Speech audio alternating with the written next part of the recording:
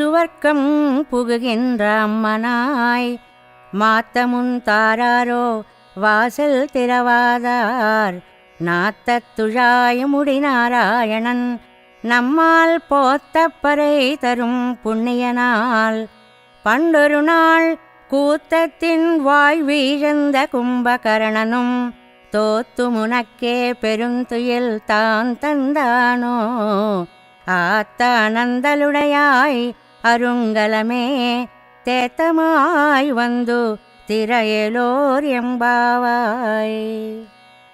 ఈనాటి గోపికని సిద్ధోపాయనిష్ట అంటారు.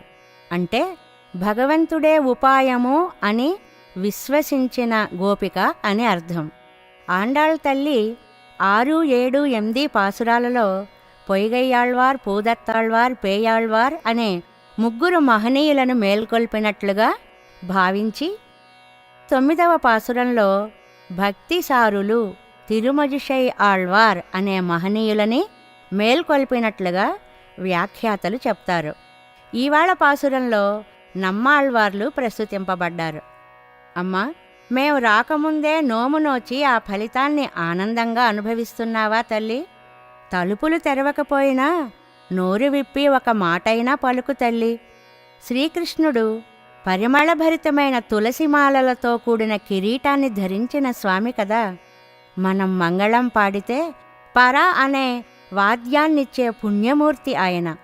అవును, ఒకనాడు కుంభకర్ణుడు మరణిస్తూ నిద్రలో నీ చేతిలో ఓడిపోయి తన గాఢ నిద్రని నీకిచ్చిపోయాడా ఏమిటి? అబ్బా, ఇంకా నిద్రమత్తు వదలని తల్లి, లేచి తెలివి తెచ్చుకొని తేరుకొని వచ్చి ఈ వాకిలి తెరు, నీ నోరు తెరిచి మాట్లాడు, అన్ని అడ్డులు తొలగించి నీ దర్శనాన్ని మాకు ప్రసాదించు అంటూ ఆండాళ్ తల్లి ఈనాటి గోపికని లేపింది.